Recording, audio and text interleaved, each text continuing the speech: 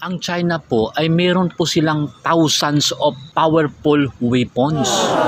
Take note, thousands of powerful weapons. Ito lang ha, example ko lang to. Meron silang Patriot missiles na kayang habulin ang mga stealth fighter jet gaya ng Raptors. Kahit ilang libong miles ay hahabulin nila yun. At ipapakita ko sa inyo kung ano yung hitsura ng 5th generation fighter jet ng USA. Yan po yung F-22 Raptors and F-35 jet. So, itong mga fighter jet na to, itong mga stealth na to, itong F-22 Raptor ay nag-carry to ng mga powerful missiles. Kung babagsakan ka ng isang missiles, kayang pulbusin ang isang syudad. At ito naman ang F-35 fighter jet. Mas powerful to kaysa F-22. Ilong din to sa 5th generation ng USA na kayang pulbusin ang isang country sa pamamagitan ng isang missiles lang. Pero ang mga yan ay kayang i-destroy sa Patriot missiles. Ngayon, ipapakita ko sa inyo yung powerful weapons natin na tinatawag na ito. Yan. So, kung makikipag-away tayo sa China, siguradong pulbos ang Pilipinas. So, matatanong natin dito sa ating president, are you joking? Nagjo-joke ka ba sa mga Pilipino? Ngayon, sa ginawa sa China, nung pumasok tayo sa Scarborough Shoal, tinira tayo ng water cannon, may ginawa ka bang aksyon? Lumabas ba ang tapang mo? Pinahamak mo lang ang mga Pilipino, pinahamak mo lang yung mga military natin na walang kakayahan, walang mga powerful weapons na nakikipaglaban sa mga giant countries. At alam naman natin, yung Scarborough Shoal at Spratly Island, 1800s to 1900s, control na yan ng China. Bakit pa tayo papasok doon para makikipag-away? Para sabihin natin na matapang ka at sabihin natin na territory natin yan. Na simulat 1800s at 1900s, territory na yan ng China.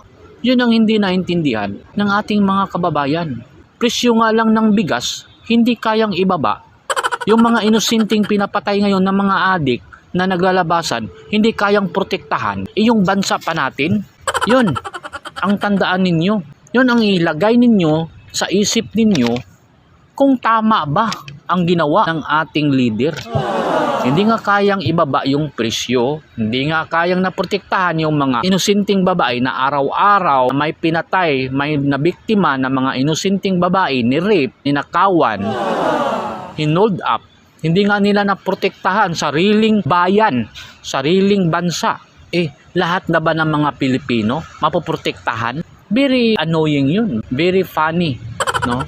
So, matatawa lang ako dito. Matatanong natin sa ating president, are you joking? Kaya mong ipaglaban yung country natin?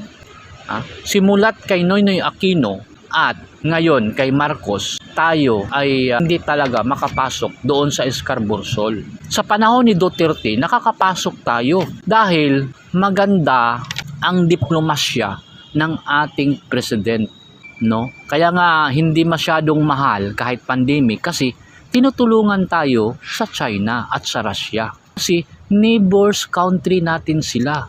Kailangan natin ng tulong dahil alam naman natin yung Pilipinas ay napakahirap dahil sa mga politiko noon na walang ginawa kundi pangungurap sa ating country. Kay Duterte lang tayo nagbago. Pagkatapos bumalik na naman ngayon. Yun ang totoo guys. Ilagay ninyo sa isip ninyo na noon pa ay control na yan ng China ang Scarborough Shoal at Spratly Island. At wala tayong bahagi doon kahit sa sovereignty, kahit sa debate, kahit saan ay wala na tayo at binabayaan na yan dahil nga uninhabitant yan. Kasi nga pag high tide ay hindi makikita yung island. Kaya binabayaan na yan. Simulat noon pa. 1900s. Kaya ang nangyari ngayon dahil nagtapang-tapangan itong ating leader kasi nga ay naging tuta na naman sa mga kano like Noynoy Aquino noon. Have you remembered na ginawa din ni Noynoy Aquino, nakikipaglaban sa China against territory, na hindi naman natin territory na yan simulat 1900s, kasi nga control na yan ng China. Tapos sasabihin ninyo na invade tayo, kinuha yung territory natin simulat 1800 sa kanila na yan.